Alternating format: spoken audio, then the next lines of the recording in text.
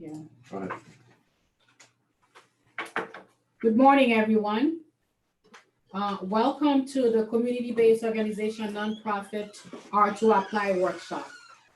Today, we'll be having Mitris Bat, who will be talking to you about R2Apply, the pros and cons on being a nonprofit, the legal approach, the capacity building.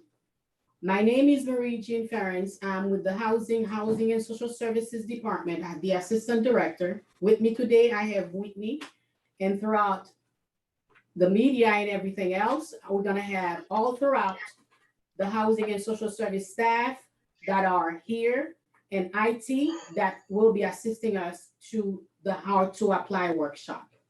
With that, I'll be passing it on to Metris, who will be presenting to you how to apply workshop, the legal, the pros and cons, and how to become an excellent, powerful nonprofit organization. Metris?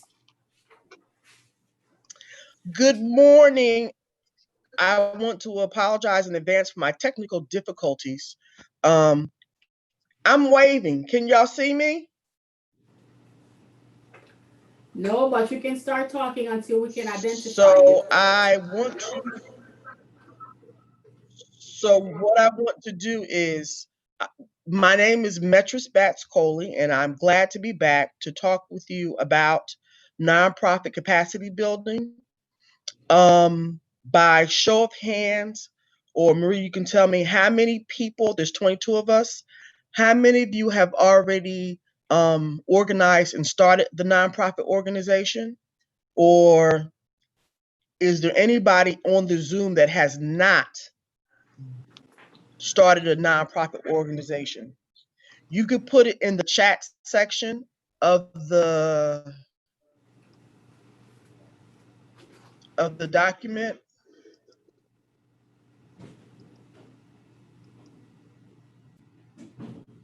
Okay, and I'm not in the process. Okay, there's one. Okay, so in the PowerPoint presentation, once I get it up, I address both those who have started the nonprofit organizations and those who haven't. And here it is, slideshow.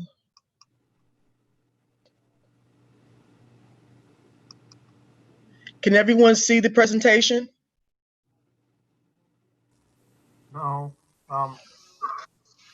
Make sure you're Can you see it? Now we can. I'm sure. Okay. All right. So capacity building for nonprofit organizations and passion projects. And I say passion projects because some of you have not started and I'm using like those parentheses, the nonprofit organization. This presentation was created especially for the city of North Miami. I presented last year and I made some adaptations for this year. What is a nonprofit organization? It's still a business entity. However, the purpose of the nonprofit business entity is to make sure that the mission and purpose for the organization pours back into it. So the first line says, organized traditionally, dedicated to further a particular social cause or advocate for a shared point of view. Taking care of the children, saving the animals, hugging the trees, paying respect to veterans, domestic violence, doing lots of work during this time of COVID. A lot of nonprofit organizations have stepped up to the charge of taking care of the community. It's organized to use its surplus to pour back into the organization. For example, with a regular business, the money that is raised, revenue for sold merchandise and stuff, can go to as profit sharing or income to the business owner. The nonprofit organization still has to raise revenue through grants and paid services, but that money goes back into the organization to continue to provide services. Being a public extension of the nation's revenue department, nonprofits are tax exempt or charitable, meaning they do not pay income tax on the money that's received for their organization. There's some exceptions because some organizations have activities that are not in line with their nonprofit organization. Talk to your tax accountant, your nonprofit CPA. Nonprofit organizations can be religious, scientific, research, and educational settings. What a nonprofit is not? It is nachos. A nonprofit organization is not owned by the people who started it, nor their successors in leadership. These individuals operate in a position of trust and accountability for the public at large. Now, I don't even have to say by show of hands how many of you poured all of your resources into starting your nonprofit organization. That's why you call it yours. You say, "Oh, I started my nonprofit, my nonprofit, my nonprofit." However, it is not your nonprofit. We have to begin to understand the language that we use so our feelings won't get hurt. When you invest in the nonprofit entity, you are investing in public trust. You receive the tax designation for nonprofit status for the work you're doing on behalf of the federal government. That's why the federal government has waived the taxes where you don't pay sales tax. And that's why you have the IRS designation for the 501c3. Starting the nonprofit organization, and this is for those who have not started yet, define your nonprofit's mission, build your nonprofit leadership team. And usually on paperwork in Florida, it's 3 people that helped you do your nonprofit incorporation on SunBiz: your mama, your cousin, and your best friend. I advise you to look for leadership, and this goes for the people who are just starting the nonprofit organization and for the people who are have already started. Your leadership team should be people, speaking of executive board members, should be people who have a passion or interest in your cause and mission. So for those of you who are still networking and going to rallies and things with like-minded people, those like-minded people are the people who could be potential board members. Next, you decide on the legal aspect of your nonprofit. Most of us are dealing with direct service nonprofit organizations, so we usually have a incorporation. You need to identify your nonprofit bylaws, and those are the rules and regulations of your organization, the do's and don'ts. And it's a set of standards on how your nonprofit will conduct its business. It usually involves the first few people who are on your board, and there's also a lot of standard practices that you can copy and paste. You can apply for and receive the 501c3 status, which is through the IRS. A new organization that's just got started can look for a fiscal sponsor, that's FISCAL, to advocate on behalf of your 501c3. So Metris Motorcycle Nonprofit doesn't have a 501c3, but I want to do an event and I want to collect money. I'll find an organization that has a 501c3 that's willing to handle my finances and receive money and issue all of the legal requirements so I can conduct business. Secure some startup funds for your organization. And that's what this Zoom is about today, because this grant application could be considered not startup funds, but the funding that you got after this may be your first application after you applied for your 501c3. You also want to identify local partners for your nonprofit. You can't do this work alone. And funders like people who have collaborating partners because it extends their reach. Then the next step is to get started pursuing your mission. I'm going to jump right real quick into grant because that's what this is also about today. It's a contract with a funder to provide activities proposed in the application or a conditional gift with serious strings attached. You see that dollar with that web? You don't just take the money and run. You have to give the grantor what he asked for in the form of reporting and making sure that you use the money for the intended purpose. The government is usually the funder. Federal agencies give and take away based on politics. So sometimes we have lots of money for programs and services, and sometimes we don't. They tell you exactly what they want you to do with the money, and what you can and can't do, and how long you can use it. State, county, and city. Today, the city of North Miami is a funder. And this is based on tax revenue, grants, sub-grants to local agencies and groups. So the city of North Miami received funding, and they can allocate a percentage of it to nonprofit organizations that provide services in the city of North Miami. Funders, national, international foundations, they advance a particular cause, like the Susan G. Komen. Corporate foundations give foster goodwill and get great tax benefits. Large organizations, and mind you, this is big business. The nonprofit industry is over $3 trillion.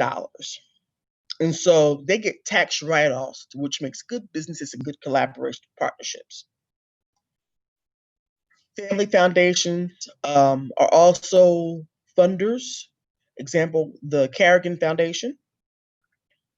Civic groups, the Kiwanis, the Rotary Club, Junior League, the Greater Federation of Women Clubs. These are also organizations that do work in the community, and their funding is not as large as federal state, but they do have enough funding to help you with some of your projects. The Miami Foundation, the Knight Foundation. And this is where do you go to find grants? Free stuff. GuideStar.org gives you information. Grants.gov. Everyone should register with grants.gov, so you can get the list of information and lots of tips on program planning, evaluation, almost everything dealing with nonprofits. You can go on information overload. And the not so free, the Foundation Center, the Chronicle of Philanthropy, and Grant Watch. And so with Grant Watch, let me go back to that. With Grant Watch, it's like a master database of all grants, funding sources for all causes all across the United States. Some research-based, some for businesses, some for arts and culture, schools, research, technology, and science. Electronic submission, grant making trend. So your application for the city of North Miami will be electronic. So pay attention when it comes to the next section, how they talk about how you're going to submit the application. Pay attention to character limits, not words. Make sure with whatever grant you're applying for, you pay attention to the quarterly reviews, how often you need to submit the report, how you collect the data. And then you need to check after each funding cycle or each year or each completion of the grant application, is the priority the same as it was last year or did it change? I worked for an organization where our priority was HIV prevention for women who did not know the HIV status, and it was that for 10 years. Well, we assumed in the 11th year it was still going to be that. So we did the same grant application process with the same program. Well, the priority shifted. We sort of thought it did, but we wasn't sure. Well, we didn't get the funding because the priorities changed. Single year opposed to multi-year. Funding has changed. So sometimes you've heard people may have been funded for 5 years for a project and now may be funded for 3. the city of North Miami. This is a single year funding, so you'll have to apply every year if you want to be a part of the on the receiving end of grants for the city of North Miami. Um, intimidating factors, and this is just information to share. Federal grant applications can be 183 pages with attachments. Two heads are better than one. When you work with a team, you could really break down the grant application process so it's not so overwhelming. And literally, you could probably get away with never doing a federal application because there's so many funding sources out there, and you should not just base your organization on grants. There are other ways to raise revenue and generate revenue for your organization that we can discuss in the Q&A section. Working in committees, research, demographics, stats, someone who's good at maintaining relationships can obtain the letters of support, developing a timeline, drafting a budget. And these are continuous things that you need to do on a regular basis. Necessary documents, always know where your 501c3 letter determination is. Make sure your board member list is updated and with their career affiliations, because sometimes it makes a world of a difference when funders ask those questions. Make sure that you do your taxes on a regular basis. Even if you're a new organization and you haven't raised any money, haven't done anything, you can still do the 990 form. Organizational budget, not project budget. What is the entire organizational budget? How much money do you need to operate everything for your organization? Non-discrimination policy, recently affirmed so that to be updated. These are basic things that you need to have together when you're preparing for the grant writing process. And that last little things, 2 or 3 partnership support letters. So whoever you're working with, formalize it. And that can usually be your first activity that really helps you solidify your entrance into the community, or that you're here, you're working, and you're following your mission. Does anybody have any questions right now? I'm gonna keep on going. Naming your project. Make sure that your project has a catchy name, because it makes a difference and it can help you get more support. I'm going to come out of the share for a second, and then I'll go back in.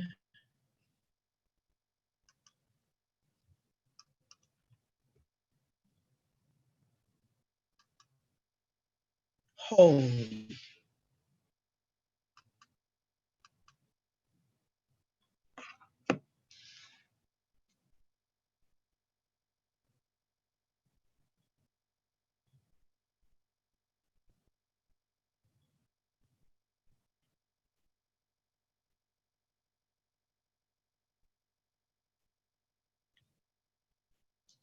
I think I'm having technical difficulties.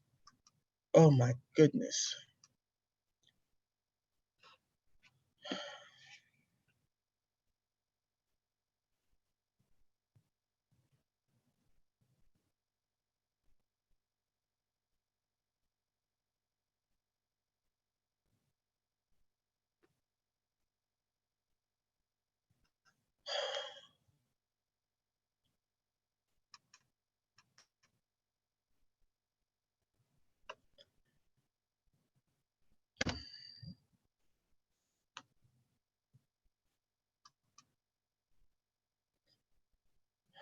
Jesus Christ.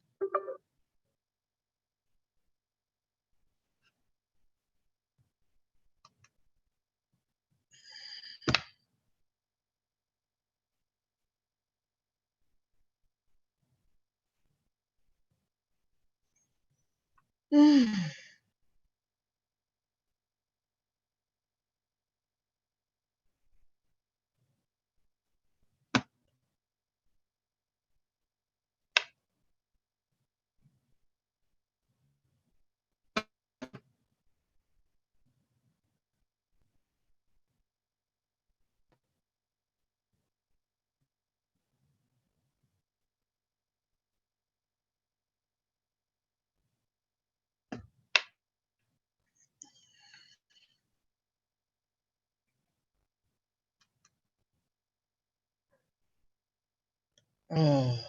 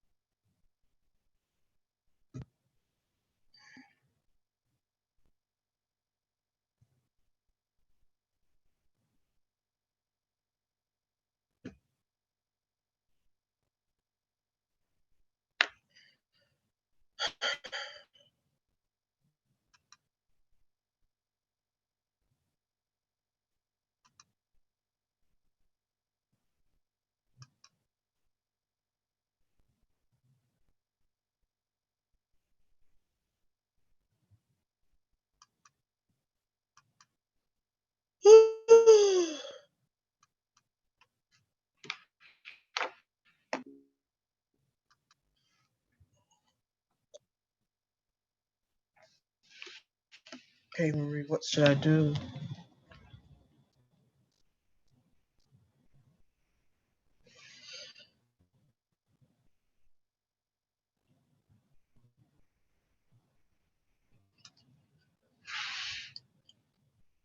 Hello? Okay, so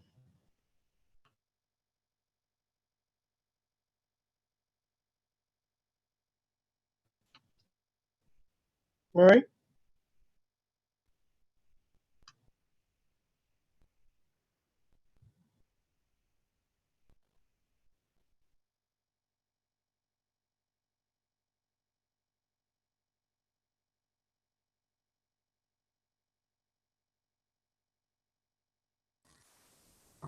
Please, everyone, hold on. We're having some technical difficulties. We should be ready with the next part of the presentation shortly.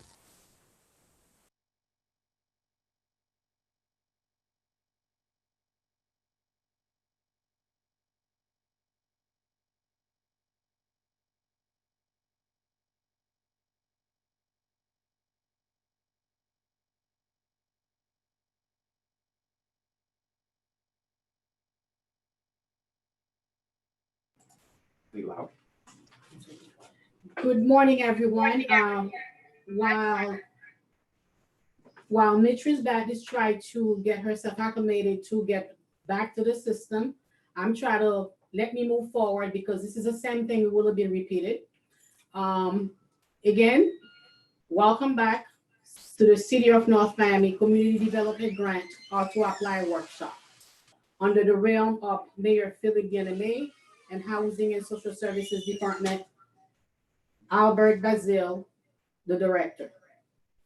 This morning, we'll be talking about the How to Apply workshop and how to apply for the City of North Miami grant, the steps, policies, and procedures, and how to implement the process. The outline for the workshop will be the definition of public services, the eligibility requirements for HUD guidelines, what is expected for fiscal year 2020-2021, the eligible activity under public services, the program proposal, of course, the software itself, the neighborly, how to submit the proposal, the submission of the quarterly reports. What are public services? Public services are activities to the Community Development Block Grant CDBG program under the CDBG federal grant. The CDBG program national objective, in order for you to be a nonprofit CBO, you need to meet those national objectives. You have to be benefit to low to moderate income person. Your program should be built to prevent, eliminate slums or blight, and meet an urgent need. But under that same national objective, the city priority under our public services are youth services, senior services, young adult services.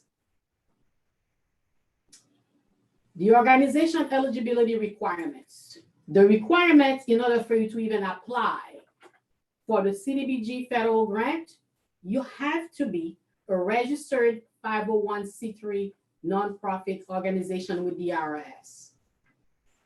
You must be current on all financial obligations, including taxes with the city. You must not have defaulted on any federal or state fund loans or grants. You must not have been debarred from US HUD within the past 5 years. You must certify that the organization complies with the Americans with Disability Act, ADA.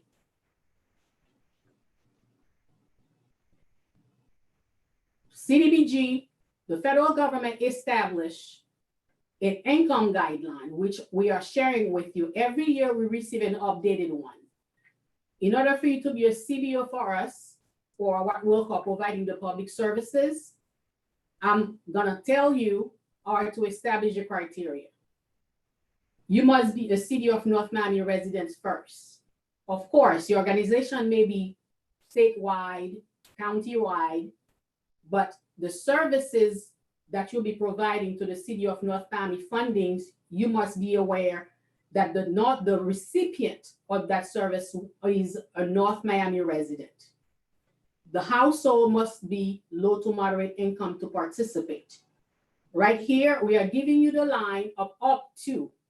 This line that you are looking at right now, it's the 80% AMI, which is the maximum a recipient can be in order for them to be qualified to receive CDBG services or federal grant services. If you are a one-income household, it will be $51,200. Two income, $58,500. Three, $65,800. Four, $73,100, and so forth. What do you describe as a household? All persons who occupy a housing unit, the occupants must be a single family, one person living alone, two or more families living together, or any groups of related or unrelated persons who share living arrangements. How to verify household income. I understand we have different organizations providing different services. Within this list that I'm providing to you, you will choose which one would apply, such as pay stub, obtaining the last 3 consecutive pay stub, or W-2 from the employer of that recipient. The Social Security Award letter in the event that you are servicing the elderly group, the Social Security Award letter will be okay. Pension, child support, alimony payment statements, those will be okay, because sometimes someone is receiving child support, but yet they're not working. In an effort for you to show that you are receiving an income, for you to be qualified, you can collect the pension, the child support, or alimony payment statements. In the event that you are servicing the youth or the school-age residents, the minute that a child is qualified for free lunch or reduced lunch, that person is considered a low or moderate income person. That alone will be sufficient, because sometimes parents don't want to share their financial information with the public. Other public assistance such as WIC, SNAP, food stamp, Section 8 voucher, Social Security disability, all those will be a form of verifying the household income. In the event that person is a private person, probably a taxi driver, for example, they probably don't have a check stub, they don't have a Social Security Award letter, you can collect the income tax return, or an Uber driver can give you their bank statement. That alone will enable you to gather all the income criteria in order to qualify that recipient you choose to serve. How to verify residency for a North Miami resident. When the person comes to you to seek assistance First and foremost, you might go to the Miami-Dade County Appraiser, miamidade.gov. You press property search, you tap down the address. The minute that the folio number of that recipient come with a 06, that person, that recipient is deemed to be a North Miami resident. That alone qualify, they have passed the first step. Of course, you're gonna have an additional, either a driver's license or head of household, the utility bill. Sometimes they may have the utility bill, but they are not a North Miami resident. But of course, that will validate the address provided to you. A current lease agreement or mortgage statement will also be used in order for you to validate the residency of that individual. In order for you also to become or to apply for any federal dollars, in the event that you have not done so, you need to apply for a federal DUNS number, which is called the Data Universal Numbering System number for funding. Organizations should show proof that you have obtained or you have a DUNS number or are taking the step to obtain one prior to submit their proposal. The DUNS number is just like a credit. Just like you will have Equifax, this is one that will identify you and put you in the federal system. In the event that you cannot get online, you can obtain the DUNS number by calling the 1-866-705-5711. They will guide you to obtain the DUNS number. Prior to submitting your application, or by the time you get awarded, you go through the process of being evaluated, you must make an attempt to obtain your DUNS number. The funding cycle. We are here today, try to apply. Of course, the application went out on July 26th. Now you are with us today. We are to apply the virtual workshop. The proposals are due by 5 p.m. on August 28th. The system will be locked. Do not make any attempt to try to reach us. In the event that you feel or you know that you are experiencing technical difficulties, you must reach out to us, because after that, there won't be anything we can do for you. We won't be able to open the application. The system will be locked. Once all the applications have been gathered, proposals received, we will be putting together an evaluation committee to review the proposals, which will rank the applicants, the packet. After that, we will forward your packets based on the committee's recommendations to the Planning Commission. On October 6th, the Planning Commission is scheduled to review and make the decision, but bear in mind, we may send you an email letting you know if the meeting has changed, because nowadays meetings are being held during the day because of the COVID. In the event that the governor has lifted that requirement, we may go at nighttime. Be prepared. The event that we send you that email letting you know that the Planning Commission is scheduled on that specific day, it could either be in the morning or in the evening, like usually we schedule at 7 p.m. prior to COVID. You will have to be prepared to make a presentation of your organization to the Planning Commission board. Our recommendation, meaning the committee's recommendation, may not be the ultimate choice or the final. Sometimes they make that decision based on the packet submitted. It's okay, we're gonna go along with what the committee recommended, or they may make their own recommendation. So someone of your organization who's eloquent enough to sell the organization should make themselves available to make that presentation to the Planning Commission, because you may have to do a 1 to 2 to 3 minutes presentation to the Planning Commission board. The Planning Commission board themselves will make recommendation to council, which will also be heard on October 13. On October 13, this is when you'll be heard again at the council hearing. The council members, including the mayor, will make the final decision and make the funds award. Granted, the committee may have recommended for you to obtain $5,000, but at the end, council decided to give you $10,000 based on their priorities. So that's why it is imperative that you do all the necessary, put yourself together, have a compelling story in an effort for you to present to council so you can have the final say-so when council is asking for you to present for them. Of course, on January 1st, the program will start. It will be from January 1st to September 30th. So as you can see, our program here, although it starts from October to September, but throughout this process, you will have your agreement executed until January 1st, 2020.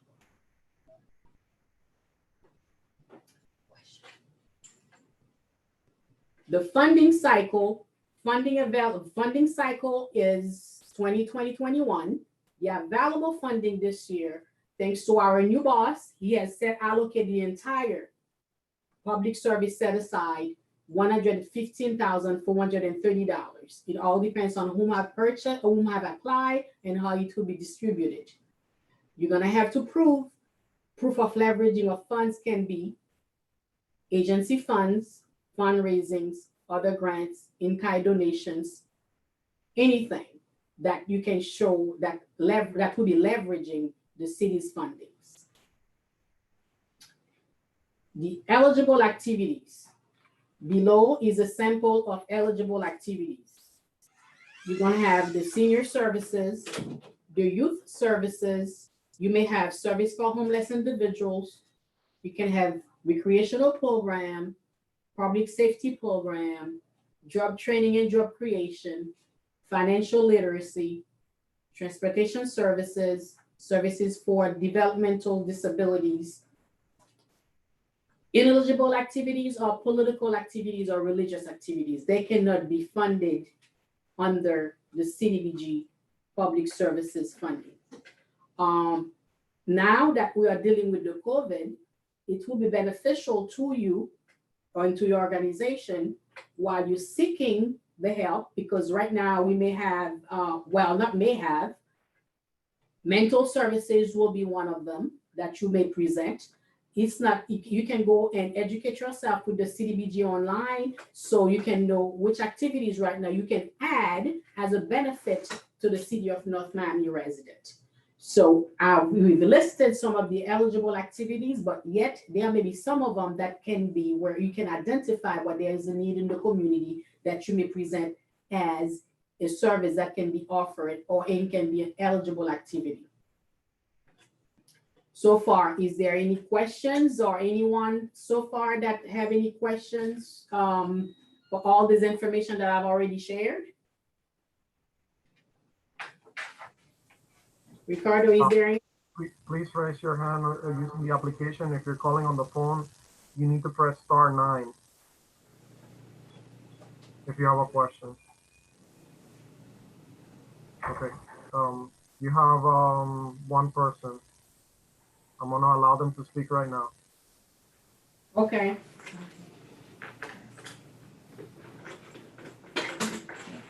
Go ahead. Hi, how are you? Thank you so much for this program. I'm David Capelli, co-founder of Smart Miami. We're a fiscally sponsored project at Center for Social Change on Coral Way. I put my question in the chat box. Due to the COVID-19 pandemic, will the Planning Commission meeting and the council meeting in October be virtual due to the pandemic? All meetings right now are all ongoing meetings. Planning Commission and council have been virtual. The governor have extended the dates. I don't know if we can still go virtual or we're gonna have to go in person. But so far as it is, we are scheduled to have everything virtual. We will notify anyone the time and the date, but it has been advertised in our under Herald. But when the time is scheduled, we will share with whomever have applied who are willing to attend the virtual part of the Planning Commission and Council. Thank you.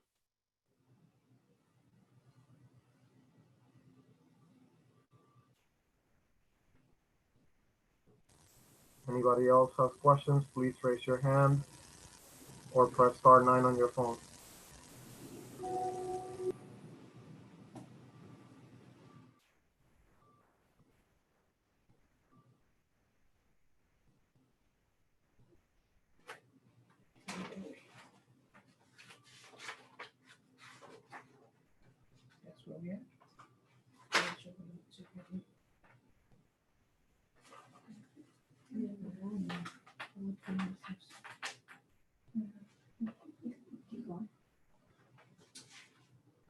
Okay, now that we don't have any questions, we will move forward. With that, you're gonna have, I'm trying to educate you to let you know if there is a direct cost, a difference between a direct cost or indirect cost. The direct costs are the activity delivery costs that are associated with the delivery of the services to the client.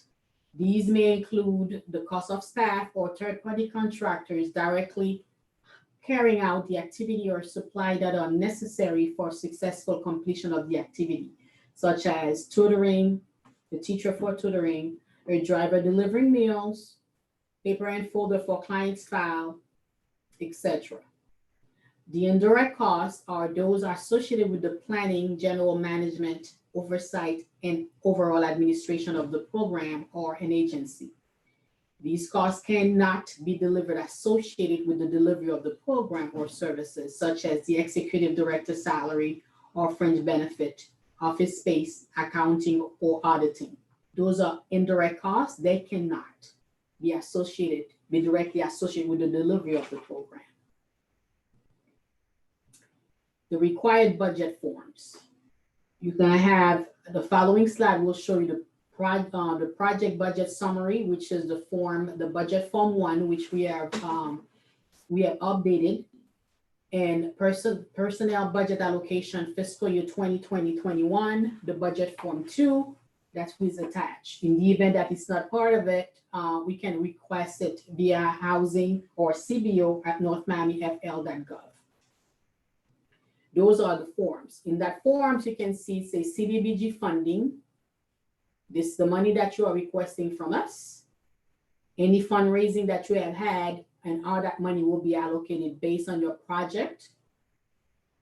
Other grants that you have applied for, some people that I know have applied for Home Depot. Some of them have applied for elderly or aging. A lot of other grants that you have applied. Or the source of in-kind. Some people may have agencies, companies that have accepted to give them in-kind funds or their personal funds. With that, you're gonna have to give us the total project cost and align it with where and how it will be separated and allocated based on your item of the expenditure. In the event that I missed anything that will be associated with a direct or indirect cost, please feel free to amend the form to include or insert whatever expenses associated to your association or organization that you can submit to us. And in the bottom, you're gonna see percentage of total project costs paid by other funding source will consider how much percent of your budget. Of course, this one here will be your project with the direct costs. You're gonna have the FICA, the MICA, the workers' comp, the fringe benefit, and you're gonna have to allocate how much money you're spending for that person, how much of our share will be, and then how much is the total cost, and you're gonna give us a brief summary. Those things are really essential for us to determine your capacity and your ability to provide efficiently the service to the public or the residents of North Miami. The packet that you have online that you are filling out under Neberly software consists of your organizational capacity. It consists of your experience. What have you done this program in the past? Have you administered similar grant funded programs? That doesn't mean that if you're new and you've been working in a field or for a nonprofit and now you want to expand on your own, you may use that as your credit, as your credibility. Do you have experienced staff in place to carry out those services? You may be the spearheaded person providing those services to the public, but is your staff experienced to provide those services as well? Because you cannot be many places at a time in order for you to provide the services to the community. What services can you use to provide any COVID-19 related services things? So of course, it is something that we have added on because we have had current public services recipient CBOs that have right now had to withdraw or cannot provide services because they cannot have, because of COVID, they cannot provide anything related because of the face-to-face, which platform that you do have in order for you to provide those services. The program objective, you're gonna have, while you're gonna seek those funds, you're gonna have to demonstrate there is a need for the program within the city of North Miami. With that, does the program further the CDBG national objectives, which I've shared with you at the beginning of the slides, and the city's priority? Prior success record providing similar services. You're gonna have to show that while you're putting that together and providing it in the packet that you're submitting to us. Your finance and reporting. What is your process for tracking and monitoring the use of funds? You're gonna have to show that to us. Do you have the budget capacity and other source of income? Of course, you're gonna have to show it to us break it down to us to the budget form that I've shown to you. What is your program budget? Your program year. Some people have from January to December. Some have from October to September, just like the city. It all depends. But you have to identify your program years for us to know and be able to know what's going on.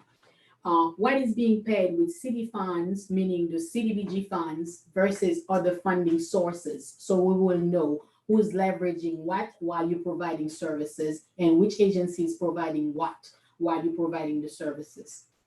When was your last audit date? We will want that. Even though you are new, you just have to tell you, well, we are fairly new, however, we don't have an audit, but you have to show the capacity even to deal with an accountant or anyone that can carry your books for you. If you are knowledgeable in accounting, that would be great, but yet you're gonna have to show us that you have the ability to monitor the fundings and have an audit on your of your organization. Your program proposal, you're gonna have in detail describe what are you doing, what are you going to do? How many participants would you be serving with the money that you're requesting from us? And how would the service be provided?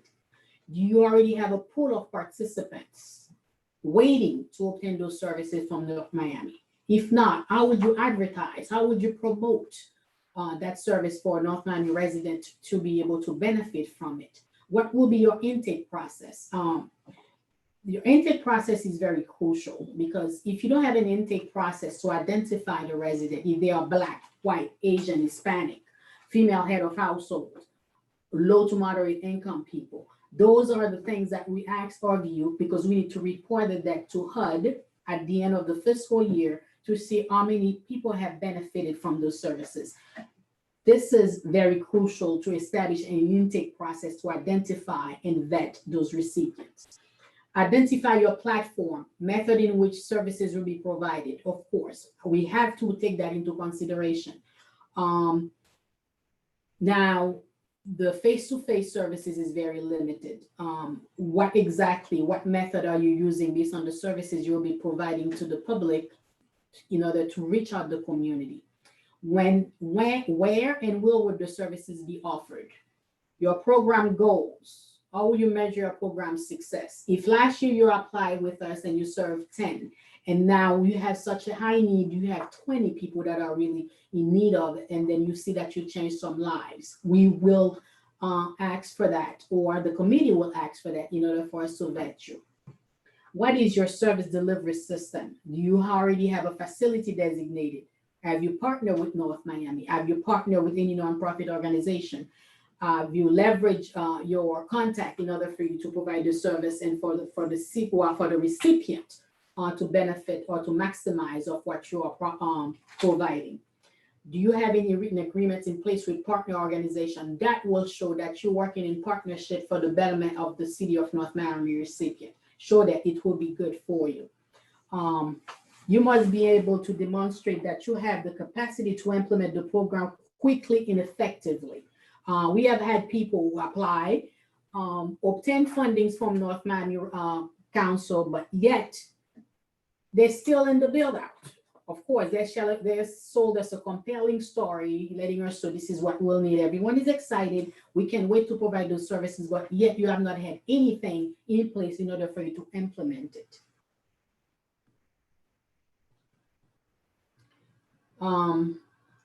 Of course, please invest in a grant writer or somebody to audit what you're writing. I don't mean to say anything like that, but if you are providing, if your intent is to provide literacy, computer, and the package that you're providing to us is full of grammar, spelling, and everything else. Staff and the evaluation committee gonna have a problem. So assure that you provide your goal and clarify the right way, so we can see that we are investing in an organization worth our while. So the resident things that the city cannot do on its own, we have someone representing the city to provide those services.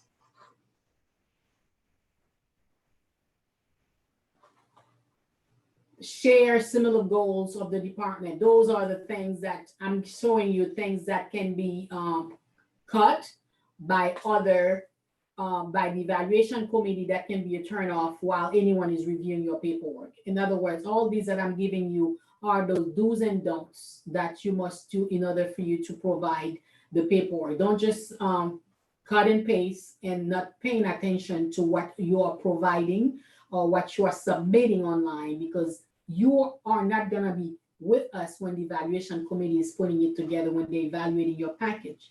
The package itself gonna have to tell the story and sell your organization. I strongly suggest that you do look over and over again. Don't wait for the last minute before you submit your package, because the package itself will represent you, and I don't want to be called in to ask me, do you know that person? What is their rate? How would you rate them? Please pay attention to what you're submitting to the committee. It's not to me that you're submitting it. You're submitting it to a committee, which will subsequently be submitted to the Planning Commission and the Mayor and Council. Submitting your proposal. The proposal, as you can know, it will share with you, and you can go on the Housing and Social Services website. It has to be submitted online in Neighborly portal, portal.neighborlysoftware.com/North Miami/participant login. You can use that in the event that you are experiencing technical support. You can email them. Don't wait for the last minute, because given in the past, we used to get access to them at all time, anytime, any day. But given the COVID and then the social distancing and working from home, if you email them, it would be best, because you can get a response very quickly. Email them at Neighborly Support at support@neighborlysoftware.com. support@neighborlysoftware.com. I'm available for questions again before I can go to the next part.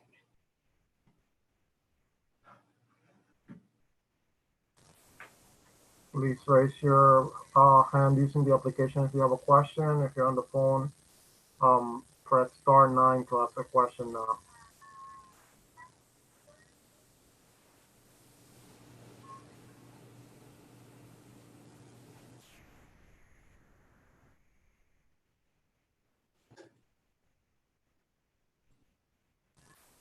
It doesn't seem like anybody has any questions. There was a previous question submitted saying, hello, can an agency apply for 3 different programs? Of course, providing that each program that you do have is something that fit the city's priorities and the national objectives. It will be because the agency should have probably a brother or sister partnership to identify which services that you'll be providing and how it will be related to the public services, the CBO that we have in process. And you have, you have one more question from a caller. I'm going to allow them to speak right now. Go ahead, caller. Yes. Good morning. My name is Shayla. I'm calling on behalf of Communities United. One of the things you were talking about in terms of how we verify a client in terms of their income, with the CDC, with us not being able to meet, we educate senior citizens on disaster preparedness. And so with us not being able to meet, like, not having to have them sign our forms and stuff like that. What is another way that we can collect that information from them to make sure that they fall within the income category? Because like right now, we're not even having them sign our documents. We're joining up with food drives and we're dispersing our information. When they open their trunk, we put the stuff in the trunk and we keep it moving. So how do we verify that for you? So what services are you providing to the elderly right now? We educate the seniors. Being that we live in Florida, of course, there's hurricanes.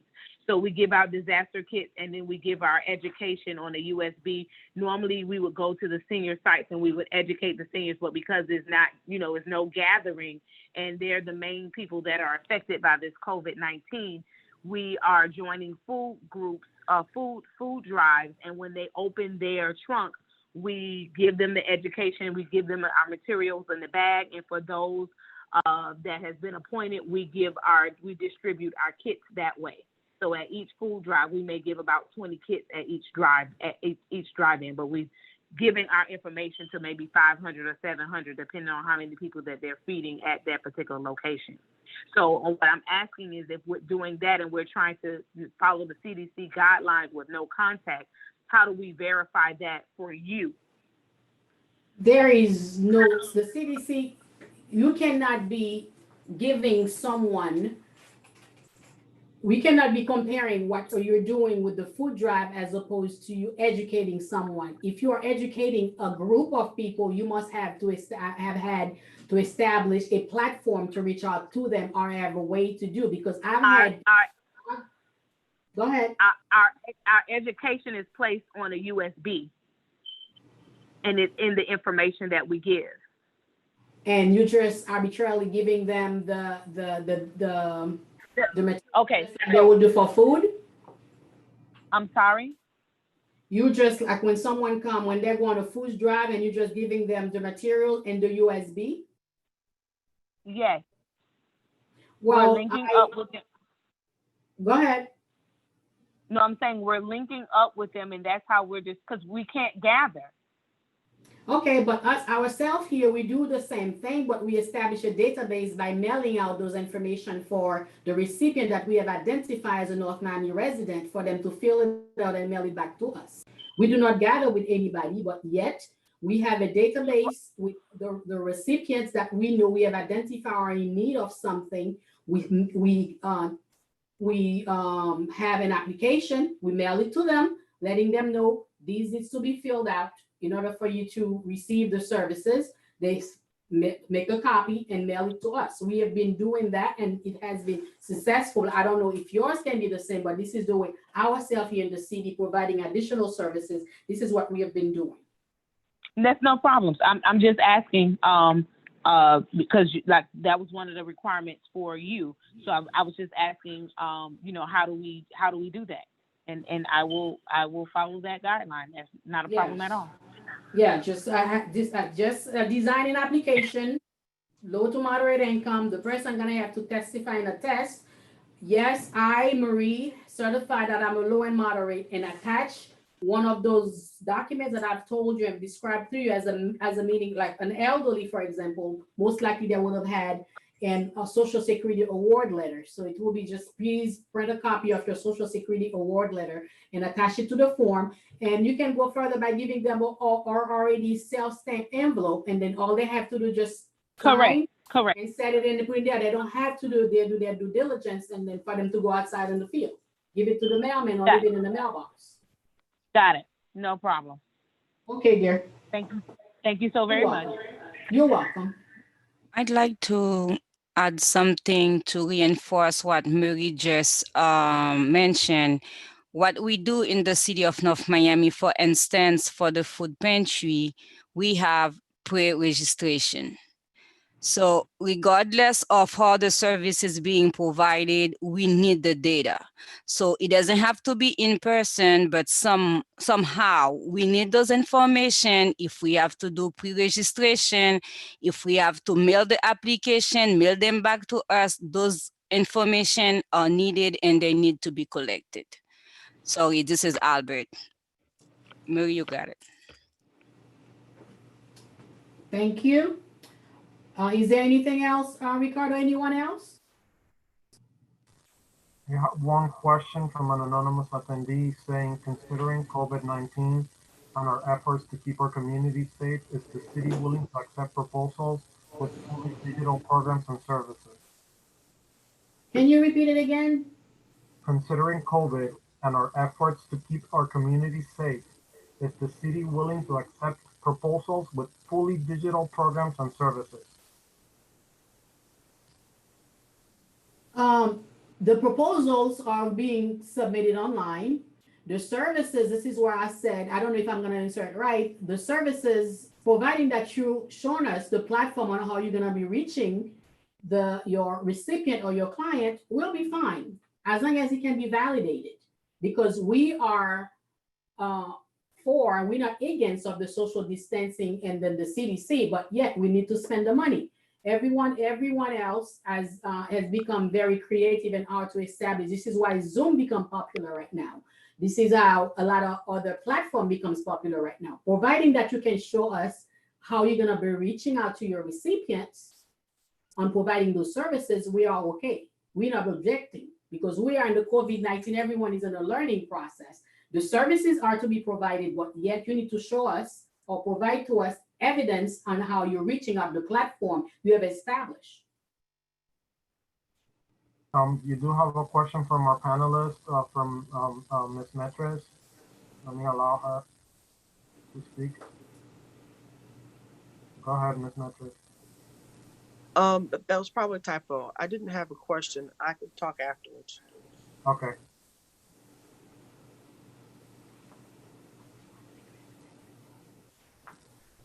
You have one more question saying, sorry, I did not mean to submit question anonymously. Oh, okay, never mind.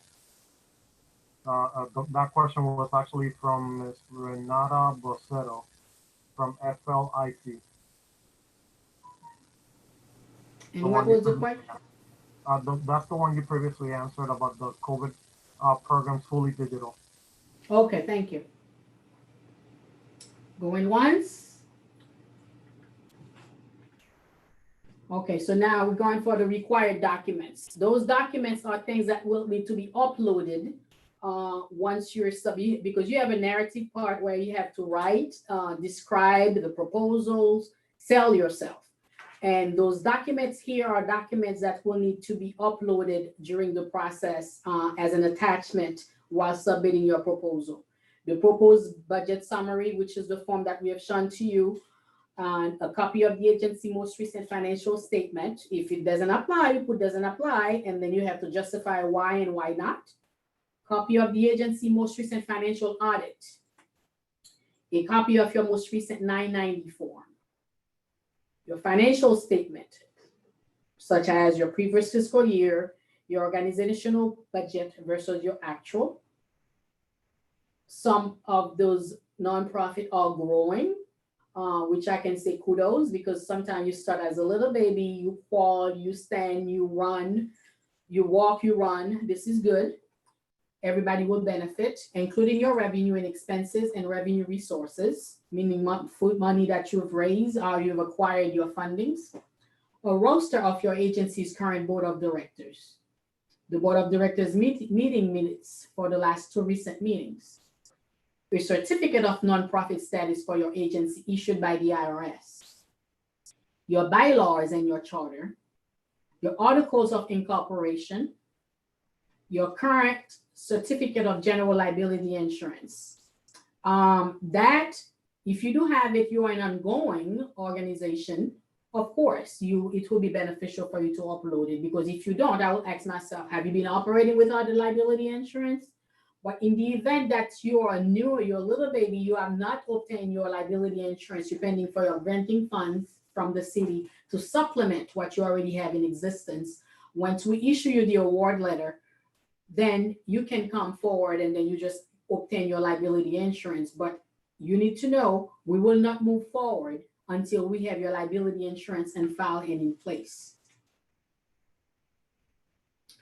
Application process start on July 27. We love reinforcing that, because we have had experience in the past where people will say, well, I don't remember, It was not said. We did not see it.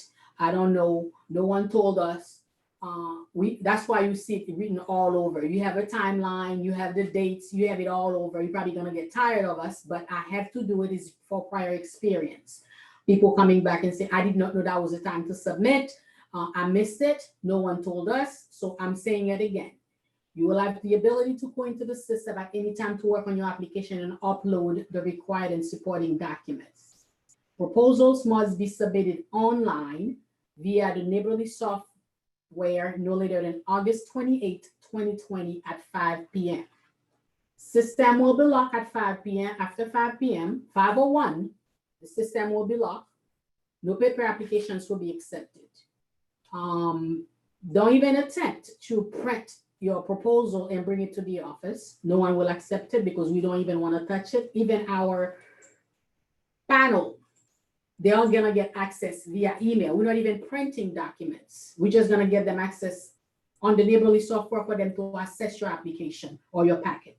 So please start now. Don't wait until the last minute to realize that you don't have this document in place or your narrative was not proper. I suggest that you do print your narrative, your proposal, share it with somebody, have an extra eye looking at it, because remember that package represents you, because you're not there to defend yourself to tell us, well, I forgot this, I'm sorry. Neighborly software issues. If you have any issues using the Neighborly software system, please do not wait until the last day to contact the Housing and Social Services Department. No paper applications will be accepted. If you have any issues, please contact Whitney Taylor at wtaylor@northmiamifl.gov. In addition to that, you can type housing@northmiamifl.gov. In the event that Whitney is not available that day and you need an immediate answer, Housing as a whole will look at it and address your questions and your concern. Please allow at least 24 hours to get back to you. So don't email us on the 23rd expecting an answer within the 24 hours, because we say at least. So give us time and a chance and opportunity for us to research and do whatever is necessary. Sometime Whitney may not have the answer. She's gonna have to go to her immediate supervisor in order to obtain those answers for you. Just help us helping you. I've attached some helpful resources that you can, in the event that you are new to the program, that you probably obtain private fundings, state fundings, but not familiar with the CDBG and federal grants. You can go and educate yourself and read, indeed, for you to be prepared and get some understanding of how CDBG works and for public services. Frequently asked question: what if our program is not one of the city's priorities? You are still encouraged to submit a proposal. Programs that meet one of the city's priority will be given preference during the review process. We are a nonprofit organization, but do not have a 501c3 status. Can we still submit a proposal? The answer is no. Only nonprofit organizations with a 501c3 status are eligible to apply. What can we do to become a 501c3 registered organization? Contact a tax advisor or an attorney for information after registering as a 501c3. We have Metris, who was making the presentation for you. Maybe she can assist you on putting together 501c3. But 501c3 take probably between 3 to 6 months before you can, and given what we're dealing right now, it takes a little bit. So at least now you're educating yourself. You know what it will take for you to be a CBO for public services with us. How can I access the census tract of the U.S. bound? You can go. The census tract is the U.S. in your application, in your package. We always ask you, what is the census tract? Because sometimes people some organizations tend to focus on the west side or central or citywide. It's beneficial based on the way you have identified the services will be provided. You identify your census tract. It will be very beneficial for you. Go to usboundary.com and you'll be able to identify the census tracts of North Miami. Our organization is outside the city of North Miami. Can we still apply? Yes. However, the program participants must reside within the city of North Miami limits. Or you identify the city of North Miami limits, you go to property search, miami-dade.gov, property search, you typed in the address. The minute that the number come up with 06, the folio number above the address come up with 06, that person is automatically, well, met the primarily reason for them to become a recipient, the primary criteria. Who will be responsible for verifying participant eligibility? Your organization is. We will be going auditing your application to verify, even when you're submitting your quarterly report. If that person or that beneficiary is not a North Miami resident based on the address, we will not reimburse you. You're gonna have to review your packet. A lot of people, even residents, will be receiving calls, say, well, that's strange. I live in North Miami. I pay my water bill in North Miami, but that does not mean you're a North Miami resident. Well, my driver's license say North Miami. I'm a North Miami resident. That doesn't mean you're a North Miami resident. You can be living on the north, the south side is North Miami, and the north side of the street, within the same street, you're not a North Miami recipient or North Miami resident. Please pay attention to it so you don't get disappointed, because we do verify that. Other organizations will let you know if you're new. What if our organization misses this time period? Can we still apply at a later date? No. The application period is only open once per fiscal year, which is right now.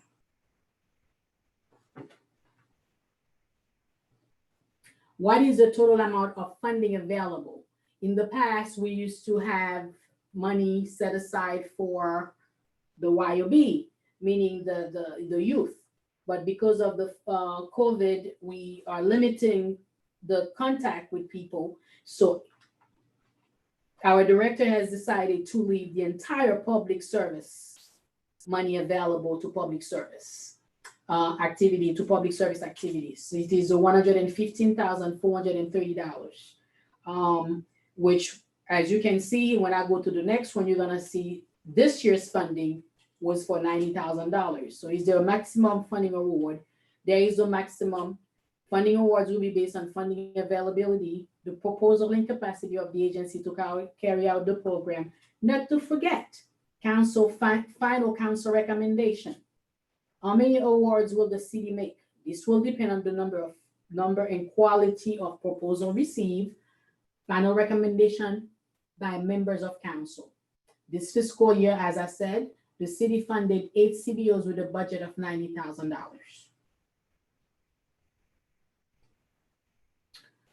Programs that operate out of churches eligible, such as soup kitchen and counseling program, yes. However, the services being offered must be open to all eligible participants, not just your church followers, not just members of the church or religious denomination. Additionally, the services must not be offered in connection with inherently religious activities, such as worship or religious instruction. What is organizational capacity? It is whether or not your organization has the experience and staffing resources to do what you are proposing to do.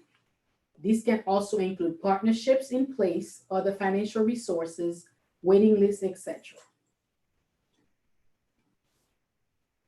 Can I submit a paper application? No. Paper applications will be accepted. No exception will be made. I submitted my proposal by the deadline, but have inadvertently forgotten to include a required document. Can I still submit the missing information? No. You have been given ample amount of time to start your application process via Neighborly software. Gather your documents and make sure your application is complete and all required and supporting documents have been uploaded to the system and submitted by August 20th at 5 p.m. No exceptions. Is there any questions for that part?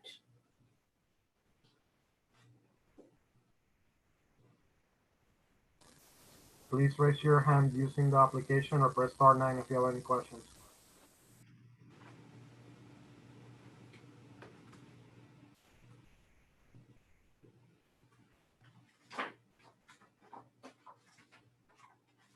district here. There doesn't seem to be any more questions. Okay, so now that I've given you the proposal, the introduction on how to apply and submit your paperwork in place, there is a little part that we've missed. We never used to include, and now we are including it to let you know what happened. Because the only thing you usually receive is just like a letter or telling you that, okay, we need this and this document. We're about to let you know the process in which we go after council approve you. There is an entire process in place.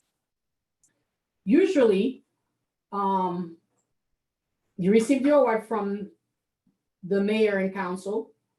And you asked for $5,000 and you got lucky, the mayor increased it to $7,000. But remember, when you submitted your proposal, you told us you were going to serve, for example, 5 residents for $5,000. Now that we've increased it, or mayor and council increased it to $7,000, of course, the number that you said you are going to serve have to increase. So therefore, we're going to ask you, or staff will be reaching out to your organization requesting a detailed scope of work, a revised one. Why? Because either if your proposal, if you requested $10,000 at your when you apply and you get your $10,000, that will not apply to you. But in the event that you requested 10 and you ended up with 6, or you requested 10 and you ended up with 15, we will need a revised expenditure, a revised detailed scope of work, because your number has changed. That will also outline the budget summary we're gonna have to change. Everything else will have to change. The total workshop will change. If you're delivering meals, it will have to change. The grocery delivery will have to change. If you are tutoring, that will have to change. Everything will have to change the minute that your request for proposal, your request for fundings has been reduced from the amount that you requested or increased from the amount that you requested. We're going to require a work schedule from you. The method of income determination. We're going to need a sample of the form that you're using in the method you use to collect the data. Just like our boss, Albert, just stated, we need the data. Without the data, we will not be able to obtain fundings from CDBG. That's what constitutes of us receiving those fundings. We need to collect those data. Some people are very good at providing those services, but create a way in order for you to obtain those data so you can provide to us. Because when we are doing our report at the end of the year, those data are necessary to measure how we have served the public. A revised program budget needs to be submitted. Just like I said, if you request 10 and you obtain 6, of course you're going to have to revise your budget. If it has been increased, you're going to have to do that as well.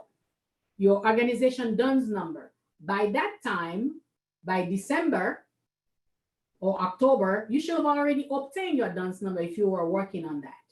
You need to obtain that and provide it to us. A completed vendor registration form plus your W-9 form are to be completed and registered with the purchasing department. Guess what? You don't have that, you won't be able to get reimbursed. So you need to get on that and get it together. And like I stated before earlier, evidence of insurance is needed at that time. It is imperative, or we won't go to the next level, the next step on generating an agreement for you. Pay attention towards the detail once it's requested by staff so you can submit to us so we can expedite and for your program to be in place and having your PO by January 1st. Any question to that? Please raise your hand using the application or press *9 if you have any questions.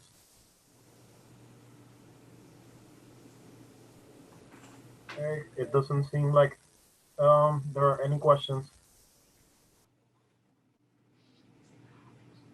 Okay.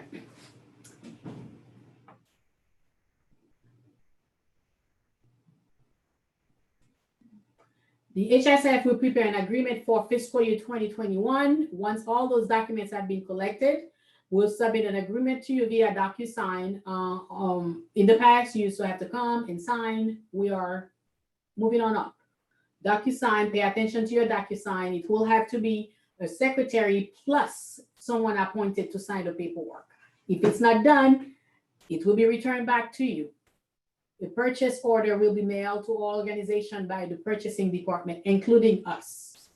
Your purchase order, when it's issued, purchasing will not only email it to you with the email listed in your vendor registration form, and ourselves will be sending it to you as well. So you're going to be receiving it twice.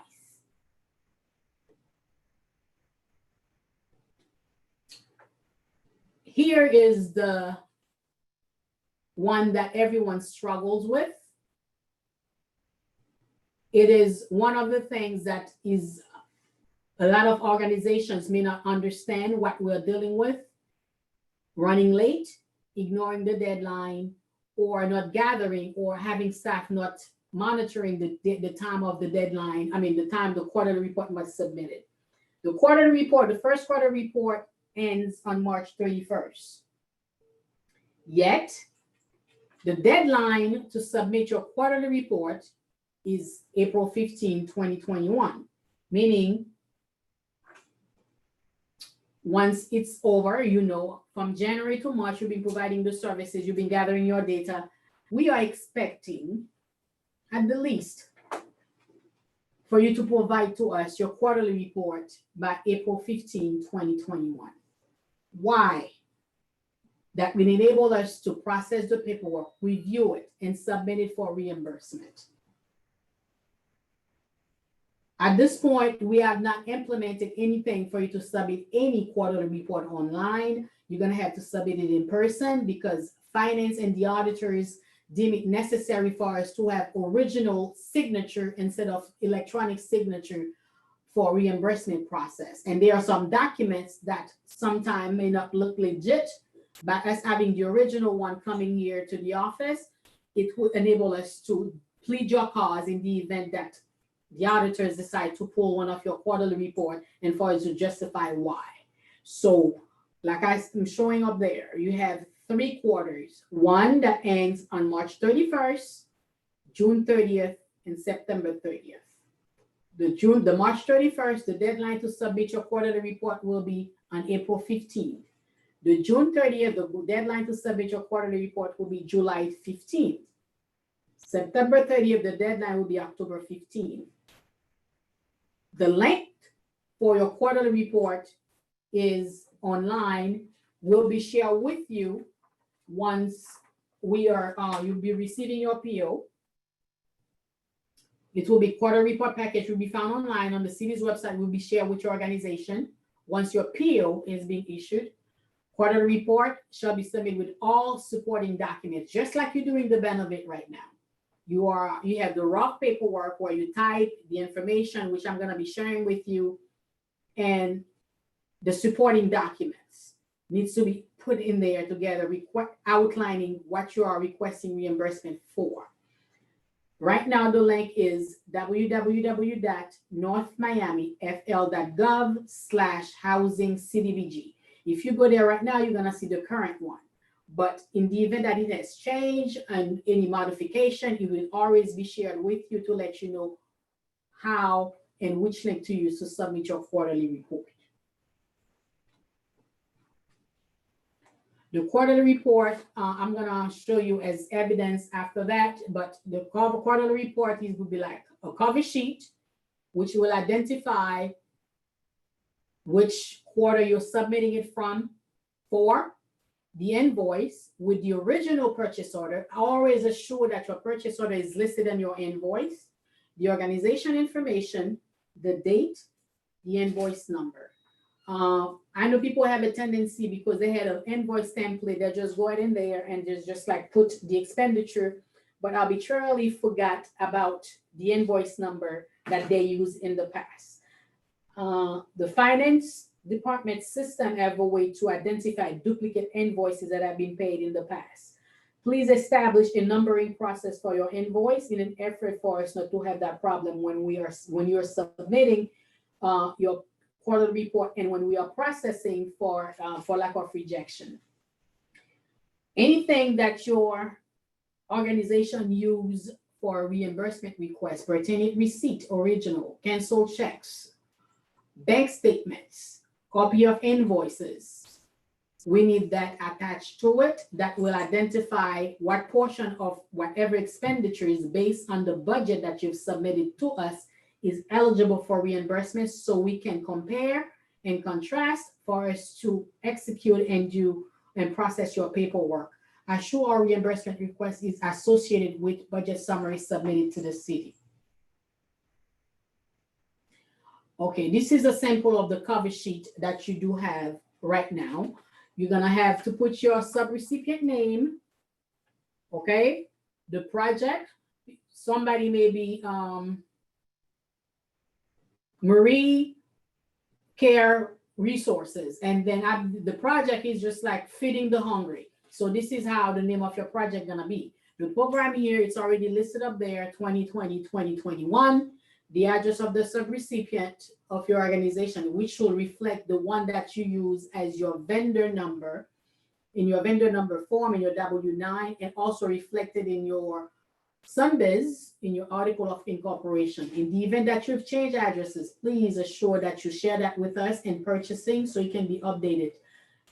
Failure to do so would only delay your payment package or your reimbursement request. Contact person. The person that we need to contact we need to contact.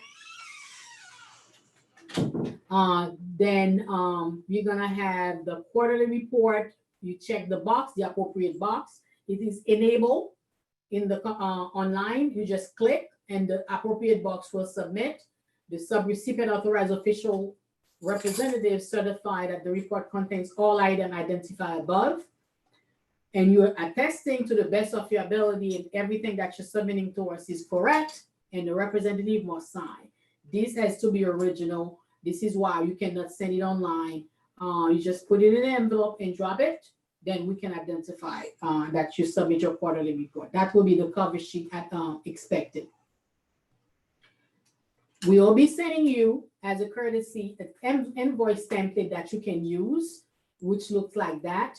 As you can see, you have your company name. You will put, instead of, you can put where it's a company logo, you're gonna cut and paste and put your company logo to identify yourself, your company name, address, city, zip code, phone number, the date, invoice number, pay attention to that, and the purchase order for what was issued to you when purchasing shared it with you and our staff.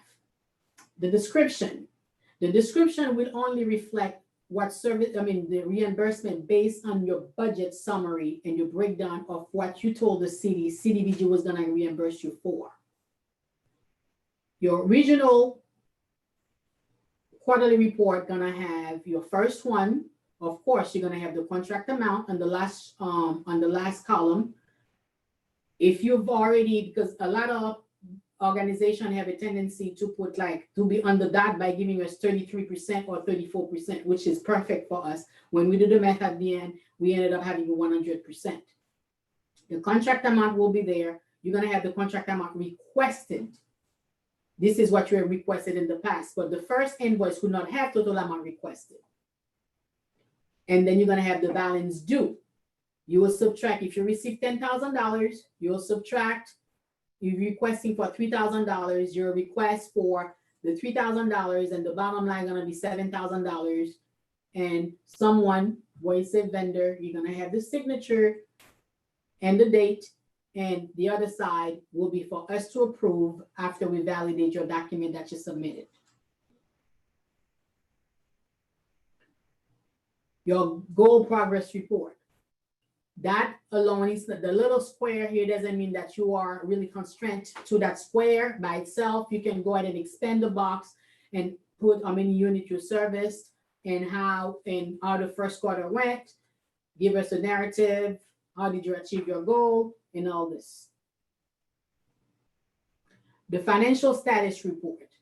The financial status report, you will have to omit the October, November, and December because this is the time that we're putting you together. If you are requesting, if your invoice that you are requesting falls within the month of January, you're gonna have to put that amount for the month of January. If it falls for the month of February, you're gonna have to put that for February, but yet you need to describe what you're requesting for. If you have to abbreviate it, it will be better.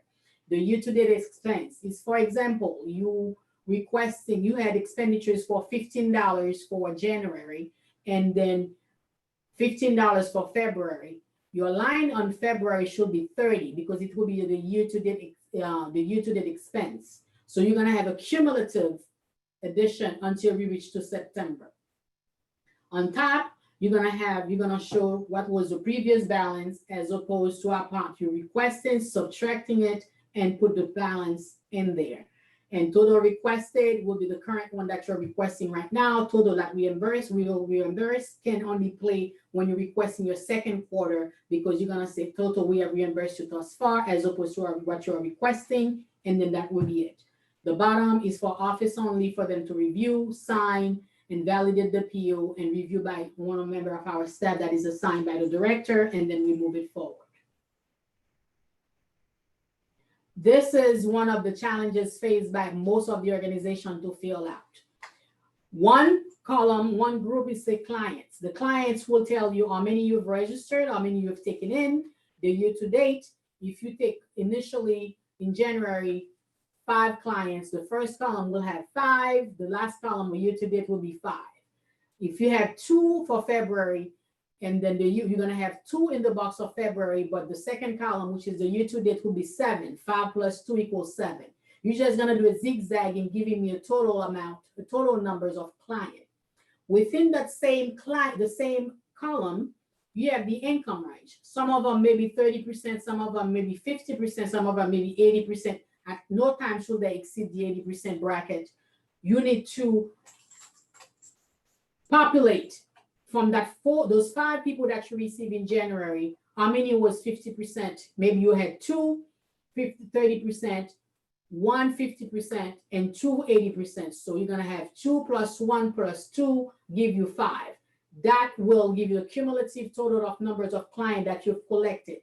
Out of those clients, what were their ethnicity? So far, this has not been so hard, but I think people just do it as a check, check, check. Most of them are usually either Black or Hispanic or white.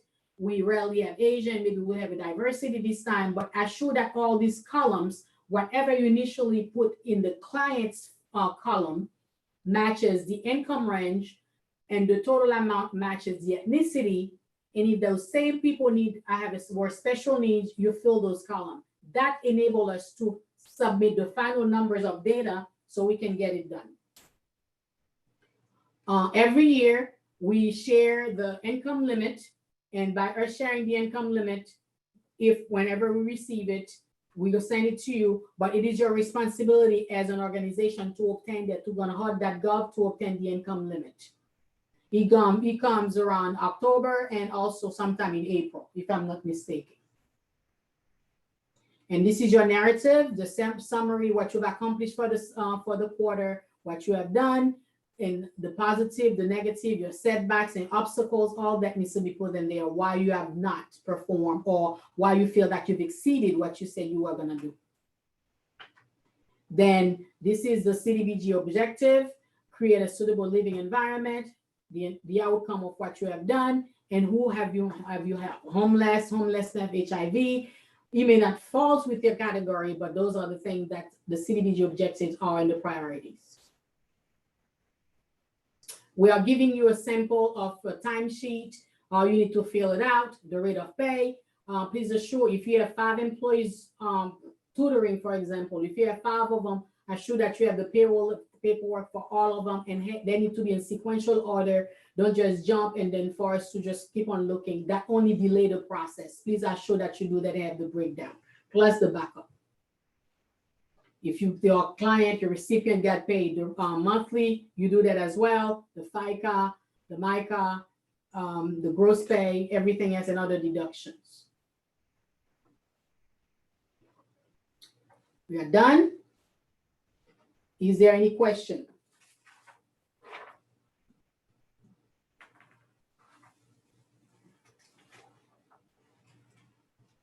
Ricardo, can you check for us if we have any question? Because we are. Please press *9 if you have any questions and you're on the phone, or click on the raise hand on the application.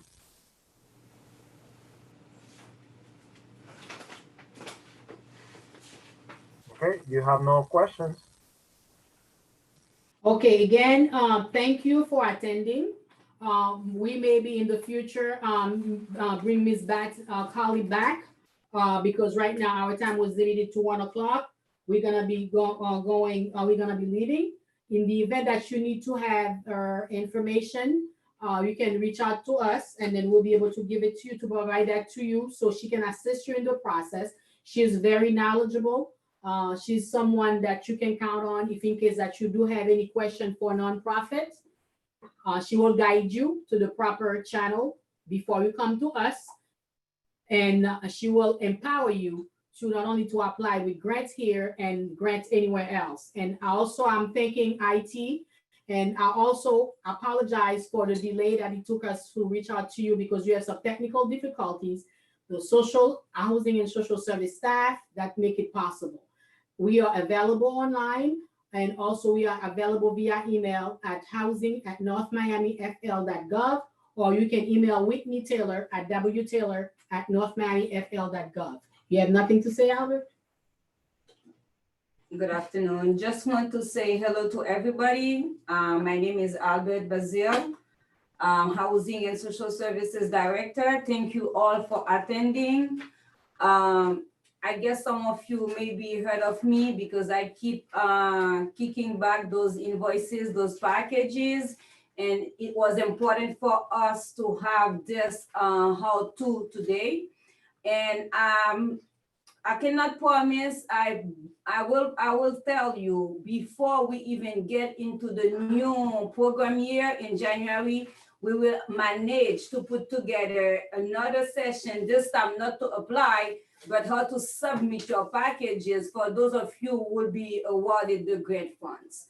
So I don't want to keep you more. Again, I thank my staff, I thank IT, and feel free to call us at any time. If you have any question, there is this email, cbos@northmiamifl.gov, or Murray's telling me that we're not monitoring this one right now, but do reach out to us via housing@northmiamifl.gov.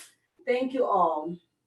And I have here Whitney, who's whom you'll be gonna be emailing. So I just want you to know, because we have a lot of police in housing with different department, with different division and different services that we offer.